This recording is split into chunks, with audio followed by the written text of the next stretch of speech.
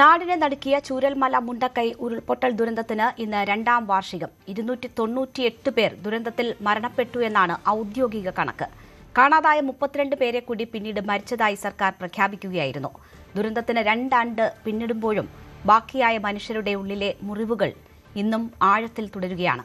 പുനരധിവാസം അടക്കമുള്ള കാര്യങ്ങൾ ഇഴഞ്ഞു നീങ്ങുന്നു. ജീവൻ നഷ്ടമായവരുടെ ഓർമ്മ പുതുക്കി പുത്തുമലയിലെ ഹൃദയഭൂമിയിൽ സർവമത പ്രാർത്ഥനയും പുഷ്പാർച്ചനയും നടന്നു.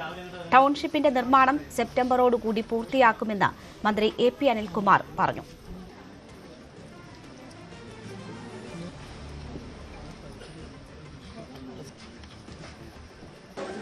നമുക്ക് ടൗൺഷിപ്പുമായി ബന്ധപ്പെട്ട് ഞാൻ സൂചിപ്പിച്ചു 178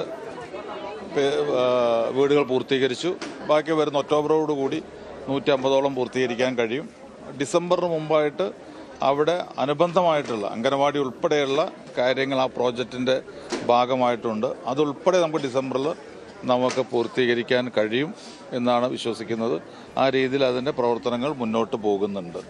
പിന്നെ അവിടെ ബന്ധപ്പെട്ട ഈ പറഞ്ഞ ലിസ്റ്റുമായി ബന്ധപ്പെട്ട ഒരു ലിസ്റ്റ് നമ്മൾ നേരത്തെ ഗവൺമെൻറ് എടുത്തൊരു ലിസ്റ്റാണ് ഇപ്പോൾ കൈവശമുള്ളത്. ആ ലിസ്റ്റുമായി ബന്ധപ്പെട്ടാണ് ഇപ്പോൾ നമ്മൾ കാര്യങ്ങൾ മുന്നോട്ട് കൊണ്ടുപോകുന്നത്. ഏതെങ്കിലും രീതിയിൽ അർഹതപ്പെട്ടവർ മാറി നിൽക്കുന്നുണ്ട് അല്ലെങ്കിൽ കിട്ടാതെ പോയിട്ടുണ്ടെങ്കിൽ അവരുടെ കാര്യവും ഗവൺമെൻറ് പരിശോധിക്കും.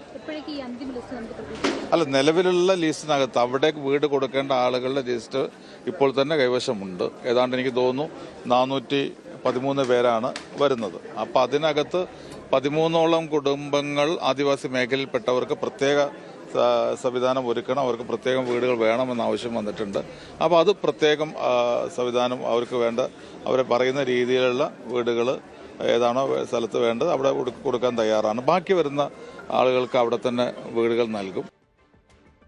MS അനീഷ് കുമാർ ഉണ്ട് വിവരങ്ങളുമായി. അനീഷ്, ദുരന്തത്തിന്റെ 2ാം വാർഷികമാണ്. പക്ഷേ ഹൃദയഭൂമിയിൽ നിന്നുള്ള കാഴ്ചകൾ ഓരോ മനുഷ്യന്റെയും ഹൃദയത്തെ മുറിപ്പെടുത്തുന്നതാണ്.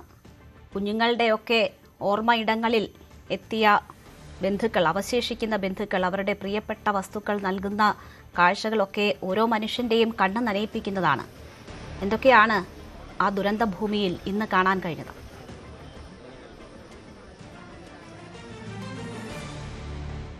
രേണുക, അങ്ങേയറ്റം വേദനാനിർഭരമായ കാഴ്ചകൾ തന്നെയാണ് ഇപ്പോഴും നമുക്ക് കാണാൻ കഴിയുന്നത്. നമ്മളിപ്പോൾ നിൽക്കുന്നത് ആ വലിയ മണ്ണും കല്ലും മരങ്ങളുമൊക്കെ പൊട്ടിയൊലിച്ച് വന്ന ആ മുണ്ടക്കൈ ചൂരൽമലയുടെ ആ പുന്നപ്പുഴ 2ആയി മുറിഞ്ഞൊഴുകിയ സ്ഥലത്താണ്. ഇവിടെ അന്ന് നിർമ്മിച്ച താൽക്കാലിക ബേലി പാലം ഇപ്പോഴും ഇരുകരകളും കടക്കുന്നതിനായി ആളുകൾക്ക് വേണ്ടി ഉപയോഗിച്ചു കൊണ്ടിരിക്കുന്നു. ഒരു വലിയ ജനവാസ കേന്ദ്രമായിരുന്നു ഇവിടം. ഒരുപാട് ആളുകൾ തിങ്ങിപ്പാർത്തിരുന്ന, ഒരുപാട് കച്ചവട സ്ഥാപനങ്ങളൊക്കെ ഉണ്ടായിരുന്ന ഒരു സ്ഥലമാണ്. ഇപ്പോൾ ഒരു പ്രേത നഗരം എന്നൊക്കെ വിശേഷിപ്പിക്കാൻ കഴിയുന്ന രീതിയിൽ ആളുകളുടെ താമസമൊന്നുമില്ല. കാഴ്ചക്കാരായി വരുന്നവരും ഇതിലെ കടന്നു പോകുന്നവരും മാത്രമാണ് ഇപ്പോഴും ഉള്ളത്.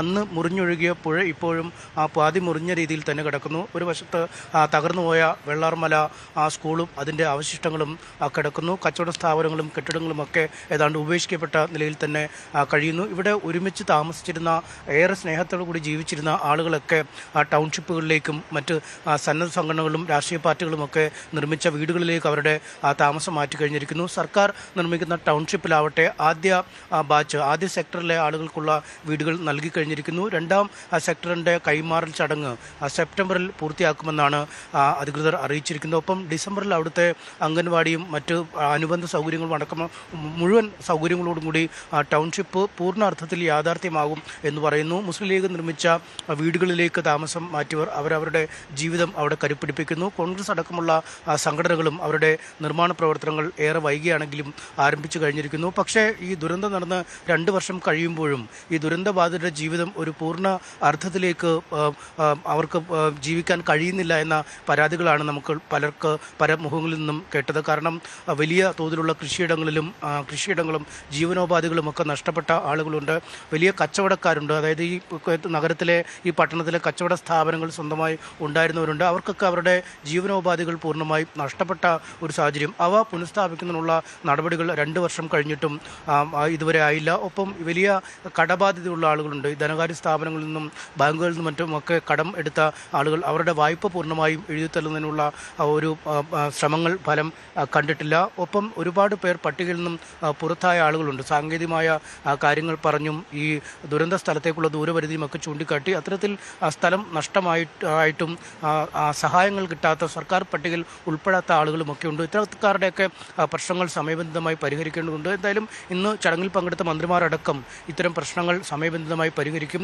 പട്ടികയിൽ അവ്യക്തതയുണ്ടെങ്കിൽ അത് പൂർണ്ണമായും ഈ ആവശ്യമുള്ള ആളുകളെ കൂടി അല്ലെങ്കിൽ അർഹരായ ആളുകളെ കൂടി ഉൾപ്പെടുത്തി ഈ ഗുണഭോക്തൃ പട്ടിക വിപുലീകരിക്കും. ഒപ്പം ഈ ധനകാര്യ സ്ഥാപനങ്ങളുടെ വായ്പകളും മറ്റുമൊക്കെ എഴുതിത്തള്ളുന്നതിനുള്ള നടപടികൾ സ്വീകരിക്കും എന്നൊക്കെ പറയുന്നുണ്ട്. എന്തായാലും ഈ 2ാം വാർഷികത്തിൽ ആളുകൾ നെഞ്ചുരുകി തങ്ങളുടെ പ്രിയപ്പെട്ടവരുടെ ഓർമ്മകൾക്ക് മുന്നിൽ പുഷ്പാർച്ചന നടത്തിയൊക്കെയാണ് മടങ്ങിയത്. ഹൃദയഭൂമി എന്ന പൊതു ശ്മശാനത്തിൽ ഇന്ന് സർവ്വമത പ്രാർത്ഥന അടക്കം ഉണ്ടായിരുന്നു. ഒരുപാട് വേദനിപ്പിക്കുന്ന കാഴ്ചകൾ തന്നെയാണ് നമുക്ക് അവിടെ കാണാൻ കഴിഞ്ഞത്. എന്തായാലും അടുത്ത ഒരു 2-3 മാസങ്ങൾക്കുള്ളിൽ ഇതിൻ്റെ പുനരധിവാസ പ്രവർത്തനങ്ങൾ കൂടുതൽ ഊർജിതമായി കൂടുതൽ കാര്യക്ഷമമായി നടക്കുമെന്ന് നമുക്ക് കരുതാം. രേണുക. MS അനീഷ് കുമാറാണ് അവിടെ നിന്നുമുള്ള വിവരങ്ങൾ നൽകിയത്. കൂടുതൽ വാർത്തകൾക്ക് News 18 Keralam YouTube channel subscribe ചെയ്യുക.